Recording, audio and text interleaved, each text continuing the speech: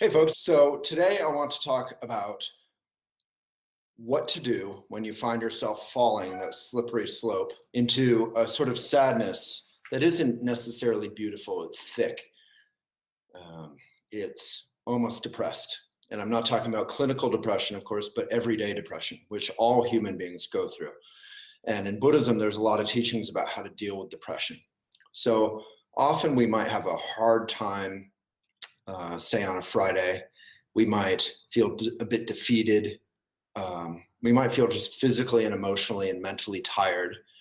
And we might go to a movie or do whatever with friends or go home alone and kind of just crash. However we crash. Some people crash by going out and drinking. Some people crash by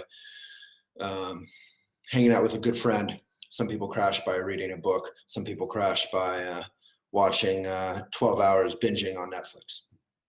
So however we crash, we might wake up that next morning and we might feel just brokenhearted, sad, self-pitying.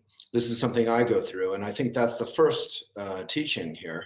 From a Buddhist perspective or just a human perspective, this is something we all go through. It doesn't matter how much it looks like your life is together, how happy you look. You know how when you're lonely, you've just broken up with someone, maybe you see a beautiful, happy couple, and they seem particularly beautiful and particularly happy, and you just say, oh, why does everyone else have it together except for me? So that's the first thing to remember, is to come back and say, oh, all human beings go through sadness, through loneliness, and even everyday depression. And these are, okay, this is part of being alive. It's not just you. You're not the problem. On the other hand, totally the opposite advice. It's good to take some responsibility. I have done things that have led me to this point, and what can I do to fix them? So none of this is about me particularly, but it's about the human experience. And it's good to remember, you know, from the outside, maybe I'm running elephant. I have a cute house. I live in a nice town, Boulder, Colorado, relatively popular, biking around with my dog. Everything looks great. But from the inside, I just feel like, you know, one of those Beatles songs about the lonely man on the hill. So everyone goes through it. Take responsibility. What can I do? Since I've isolated myself by working so hard for so many years, hopefully to be of some benefit, what can I do? I can host little parties. I can host little vegan potlucks. I can rebuild community.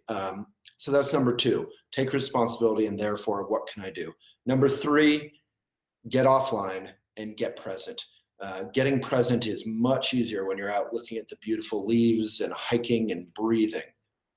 Yoga is also very helpful. Anything that forces us to breathe. Go for a bike ride. And this is easier said than done.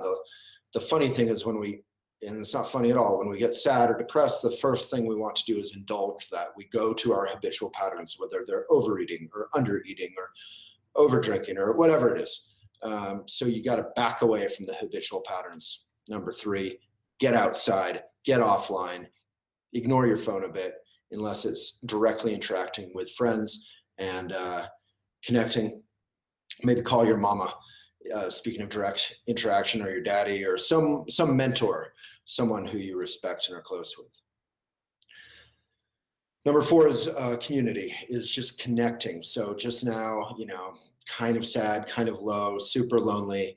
I biked out with my dog, thank God for dogs, and ran into a bunch of friends and just talked and absorbed some sunshine, and suddenly I'm a different person, and all your problems are still there, but suddenly you're more over your problems instead of more under your problems. So once you can see your problems, then you can start digesting them, you can start processing them, and you can realize that they're no big deal, that nothing is solid, nothing is intractable, and everything is workable, and you can have a sense of humor and empathy, both for yourself and for others. I hope this has been helpful. Have a wonderful day. And if you need a little bit more, read Maitri, Maitri, on elephantjournal.com.